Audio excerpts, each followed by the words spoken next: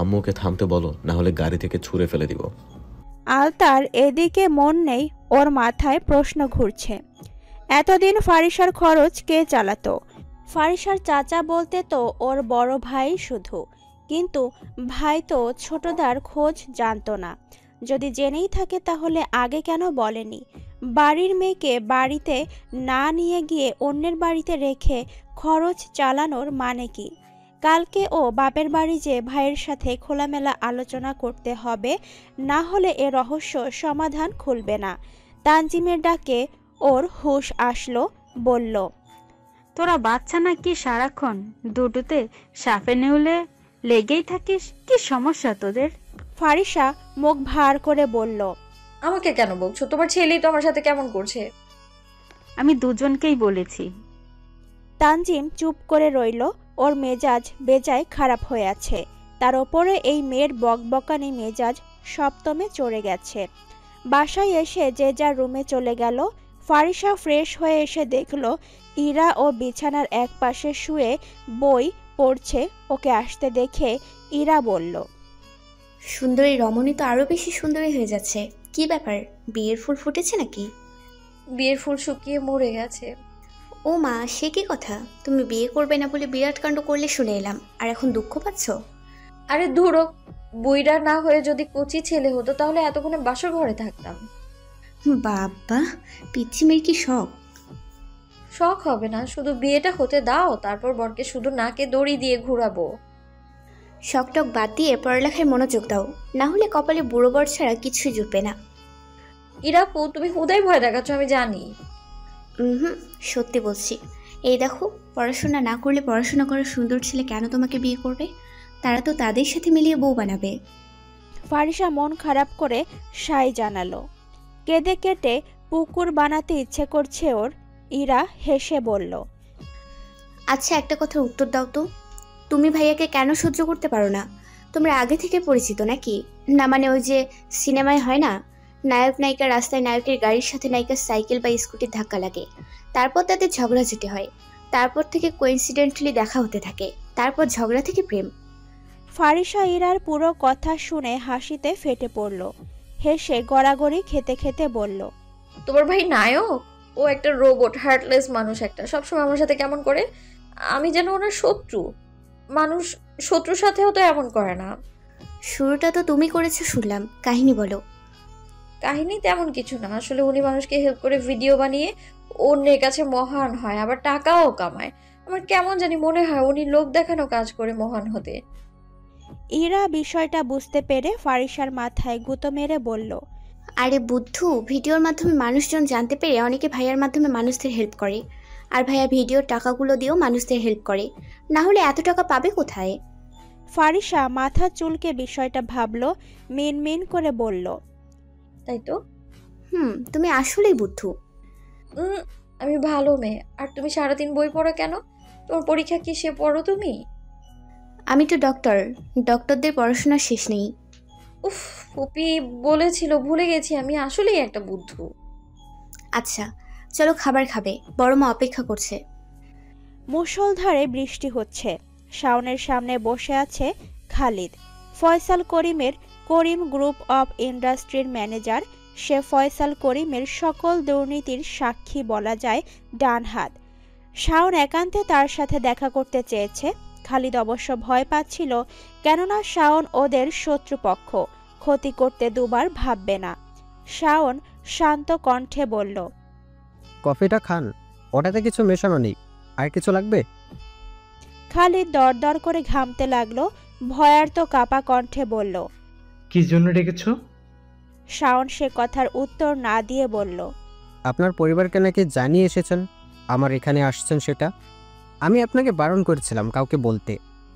খালিদ এবার কেঁদে ফেলল, হাত জোর করে এলোমেলো বাক্য বলল, মাফ করবে, তুমি আমার ছেলের মতো, আমার কিছু হলে আমার পরিবার ভেসে যাবে।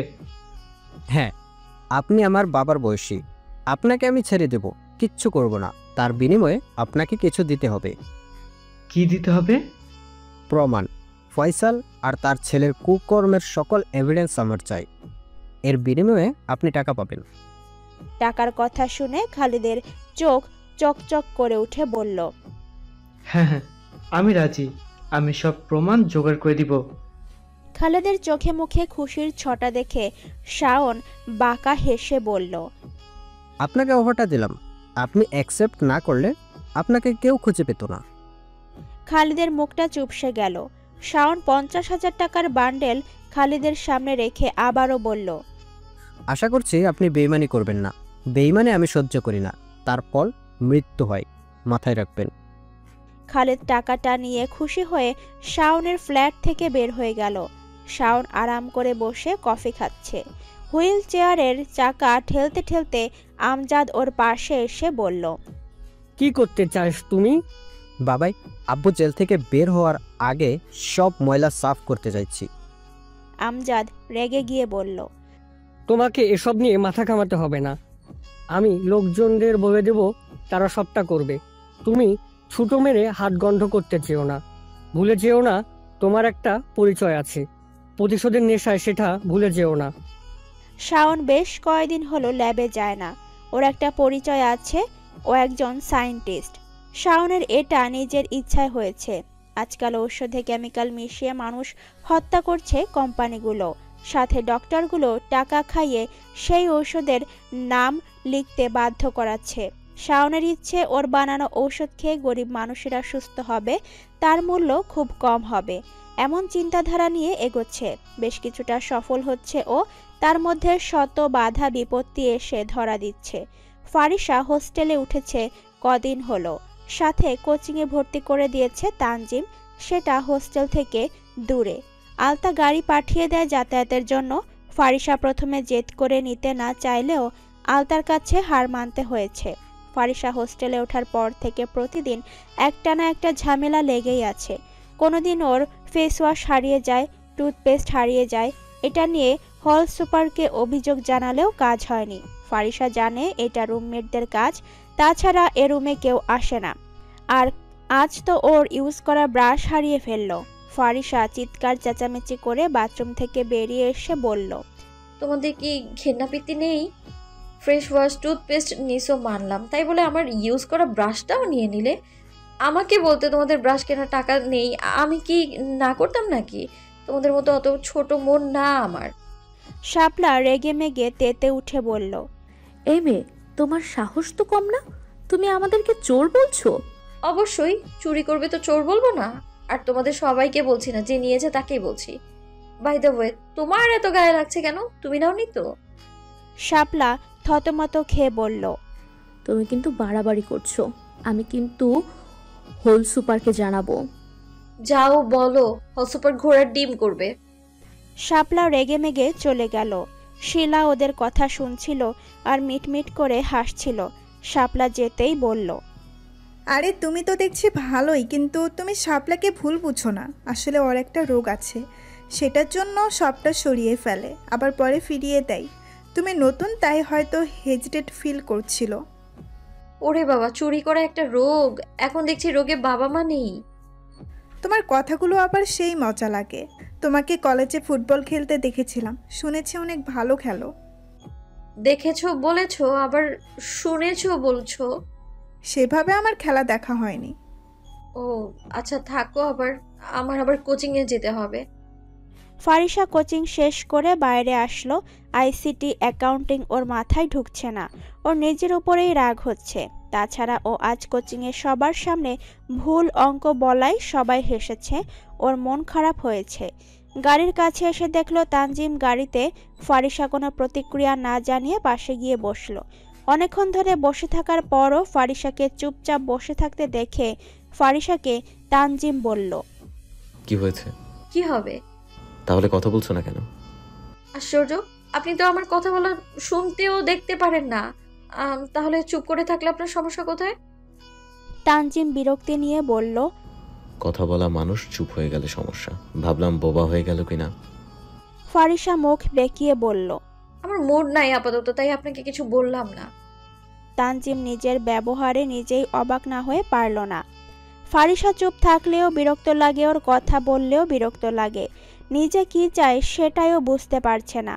আকাশটা গুমোট ভাব হয়েছিল সারাদিন, এখন ঝুমঝুমিয়ে বৃষ্টি নামলো। ফারিসা বৃষ্টি দেখে লাফিয়ে উঠল।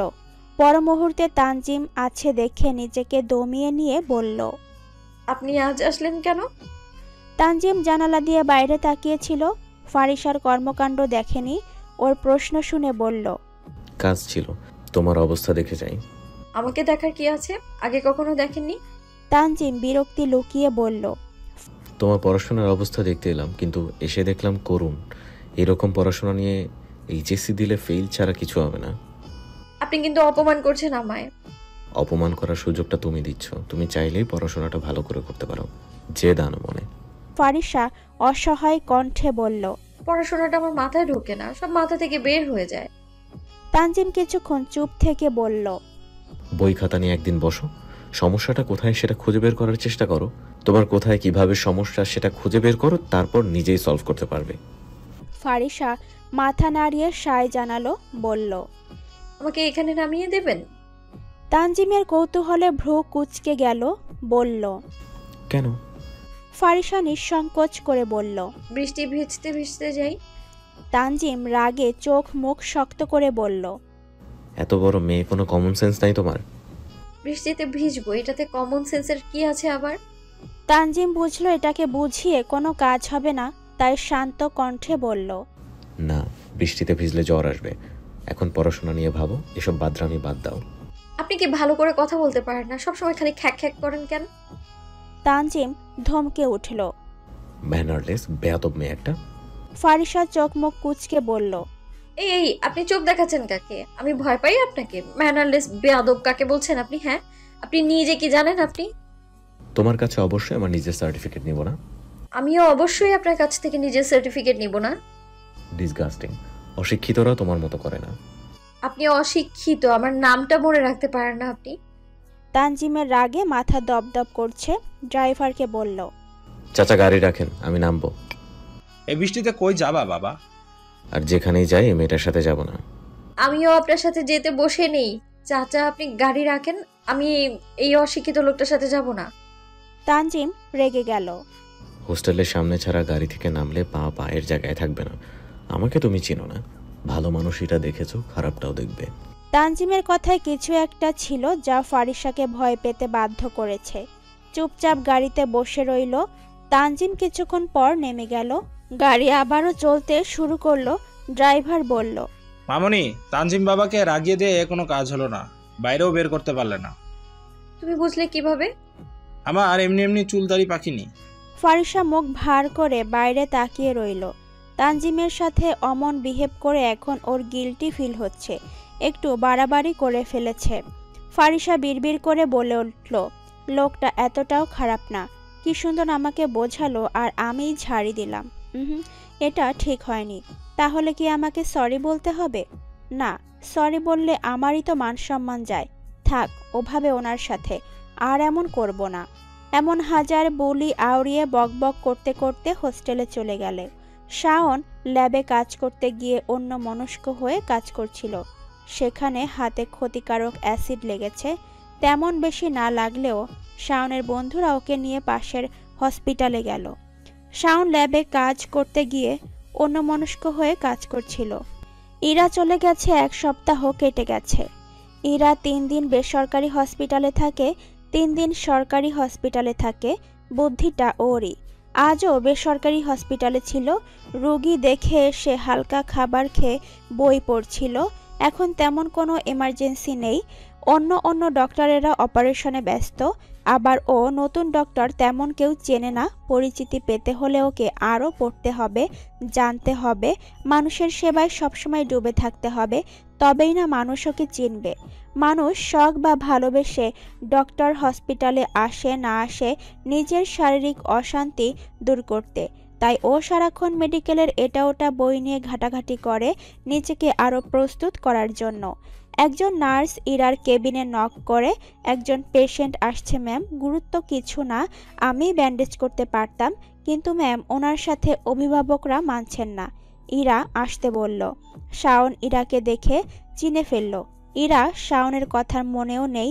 এ কদিনে এত পেশেন্ট দেখেছে, পেশেন্টদের কথা কি মাথায় রাখা যায়? আর একটা মানুষ কোনো একটা বিষয় নিয়ে গভীরভাবে না ভাবলে বা মনে রাখার চেষ্টা না করলে সে কখনো সেটা মনে রাখতে পারে না। ইরা নিজের কাজ করতে করতে বলল, দেখে কাজ করবেন তো মিস্টার, অল্পতেই কিছু হয়নি তো। শাওন কিছু বলল না। ইরার থেকে চোখ সরিয়ে নিতে গিয়েও সরাতে পারছে না। ইরার ফোন বাজছে, ইরা ধরছে না দেখে শাওন বলল, আপনার ফোন বাজছে, ধরুন, জরুরি কিছু হতে পারে। আপনার আর কোনো সমস্যা? না। তাহলে আপনি আসতে পারেন। শাওনের ফ্রেন্ড টাকা দিতে গেলে ইরা বলল, টাকা লাগবে না, এত ছোট বিষয়ে টাকা নিলে আমারই নিজের কাছে নিজের ছোট লাগবে, ধন্যবাদ। আজ কোচিং করে ফারিসা মির্জা বাড়িতে এসেছে আলতার জরুরি তলব। তার উপরে কাল শুক্রবার শনিবার ছুটি, এসে বেরিয়ে গেল। প্রতিদিন হোস্টেল কলেজ প্র্যাকটিস কোচিং করে বেড়ায়। একদণ্ড আলতার সাথে দুটো কথা বলার সময় পায় না মেয়েটা। ফারিসা বাড়িতে ঢুকতে ঢুকতে চিৎকার চেঁচামেচি করে ডাকলো, ফুপি মামুনি কই তোমরা, আমি এসে গেছি। তানজিম ড্রয়িং রুমে বসে ল্যাপটপে কাজ করছিল। ওর চিৎকার চেঁচামেচিতে বিরক্ত হয়ে বলল, এসেছো ভালো কথা, তাই বলে চিৎকার চেঁচামেচি করে অন্যকে বিরক্ত করবে? আপনার সমস্যা কোথায় বলেন তো? আমার মুখ, আমার ইচ্ছা। তানজিম কথা বলল না ফারিসার সাথে। কথা বলায় বেকার, একটা কথা বললে 10টা কথা শুনিয়ে দেয় মেয়েটা। পল্লবী আলতা ফারিসাকে এতদিন পর কাছে পেয়ে যত্ন আত্মীর কম রাখল না। বাকি সময়টুকু তিনজনে মিলে গল্প করে কাটিয়ে দিল। রাতে পল্লবী ফারিসার মাথায় হাত বুলিয়ে দিল ও আরামে ঘুমিয়ে গেল। রাত 12টায় ফারিসা ঘুমে বিভোর হয়ে আছে। এমন সময় পল্লবী আলতা ওকে ঠেলে তুলল। ঘুম ভেঙে ধরফরিয়ে উঠে বসল। তখন ওরা একসাথে উচ্চস্বরে বলে উঠল, হ্যাপি বার্থডে। ফারিসা চমকে আখিদার বৃহৎ করে তাকিয়ে রইল ওদের দিকে। ওর আজ জন্মদিন, ওর মনে আছে, কিন্তু এরা কিভাবে জানলো? তাছাড়া জন্মদিনে ছোটবেলায় মাথা ব্যথা থাকলেও বুঝতে শেখার পর থেকে জন্মদিনগুলা বাকি দিনগুলোর মতোই সাধারণ কাটে। ফারিসার তন্দ্রাভাব কাটেনি। ফোনে ইরা ভিডিও কলে বলে উঠল, হ্যাপি বার্থডে ফারিসা বাচ্চা, জীবনে সাফল্যতা অর্জন করো। ফারিসা মনে মনে খুব খুশি হলো, নিজেকে খুব ইম্পর্ট্যান্ট ফিল হচ্ছে। আগে কখনো এমনভাবে কেউ গুরুত্ব দিয়ে জন্মদিন নিয়ে কেক তো দূর, উইশও করেনি, কিন্তু মুখে বলল, তোমরা না ঘুমিয়ে এখনো জেগে আছো কেন? আমার বার্থডে এতটাও স্পেশাল নয়, শুধু শুধু কষ্ট করলে তোমরা। পল্লবী ধমকে বলে উঠল, এই তোর কাছ থেকে আমরা জ্ঞান নিতে চাইছি, আয় cake cut. Vanilla cake, purple colour করা পুরোটা, তার উপর পিঙ্ক ক্রিম দিয়ে happy birthday to you Farisa লিখে তার চারদিকে ফুল দিয়ে ডিজাইন করা। ওয়াও, কি সুন্দর কেক। হ্যাঁ, তোর জন্য বানিয়েছে। বানিয়েছো? এটা তো কেনা মনে হচ্ছে। এত সুন্দর করে বানাতে পারো? আমাকে শিখিয়ে দেবে? আচ্ছা দিব, এখন কেক কাট। এত সুন্দর কেকটা কেটে নষ্ট করব? থাক না, এইভাবেই কত সুন্দর লাগছে দেখো। আলতা পল্লবী দুজন দুজনের দিকে হতাশ চোখে তাকিয়ে দুজনে দুঃখ প্রকাশ করলো। ইরা ফারিসার কথা শুনে মাথা চাপড়ে বলল, ওরে গাধা, ওটা না কেটে খেলে এমনিতেই নষ্ট হয়ে যাবে, ওর চেয়ে কাটো। ফারিসার কাছে ইরার কথা যুক্তিযুক্ত লাগলো। অবশেষে ভাঙা হৃদয় দিয়ে কেক কেটে ওদের খাইয়ে দিল। তানজিমকে ডাকা হয়েছিল, কিন্তু ও আসেনি। এখন কাজ সেরে রুমে যাওয়ার সময় ফারিসার কথা শুনে ওর পেট ফেটে হাসি আসছে। প্রথম প্রথম তানজিমের কাছে ফারিসা নামক মেয়েটাকে প্রচুর ন্যাকামো লাগতো। মনে মনে ভাবতো ওগুলো ও ইচ্ছে করেই করে। কিন্তু এখন ওর ধারণা পাল্টে গেছে। ফারিসাকে চিনেছে। মেয়েটা বোকা হলেও কি হবে, অপমান বোঝে, একটা আত্মসম্মান বোধ আছে। কিন্তু তার যত সমস্যা পড়াশোনা নিয়ে। আবার সবার সাথে এমন ভাবে নরম হয়ে বোকা বোকা কথা বলে না, এই যেমন ওর সাথে সবসময় ঝাঁজ দেখিয়ে কথা বলে। কাছের আপন মানুষগুলোর সাথেই শুধু ওর আহ্লাদ। কেকটা এতটাই টেস্টি হয়েছে যে ফারিসা সব একা একা খেয়েছে। তার থেকে একটু পল্লবী আর আলতাকেও দিয়েছে, বাকিটা নিজে খেয়েছে। ওরা এত করে নিষেধ করলো, কিন্তু ফারিসা তো ফারিসা, কারোর কথা কানে না নিয়ে খেলো। সকালে উঠে বাথরুম থেকে বের হতে পারছে না, পেট খারাপ হয়েছে। আলতা পল্লবী বকতে লাগলো। ফারিসাকে কল করে ডক্টর আনা হলো। স্যালাইন ওষুধ খেয়ে কিছুটা সময় নিল সুস্থ হতে। তুমি যে কি দিয়ে তৈরি আমি বুঝতে পারি না, বাচ্চামো করো কেন সবকিছুতে? এই তাতে আপনার কি? আপনার বানানো কেক খেয়েছি নাকি? আমার বড় মা, মায়ের বানানো কেকই তো খেয়েছো। ও ও হিংসা হিংসা হচ্ছে না, হিংসুটে লোক। আমার সব কথা উল্টাপাল্টা মিনিং বের করলে, আমার সব কথায় উল্টাপাল্টা মিনিং বের না করলে হয় না তোমার, না? আমি তোমার ভালোর জন্যই বললাম।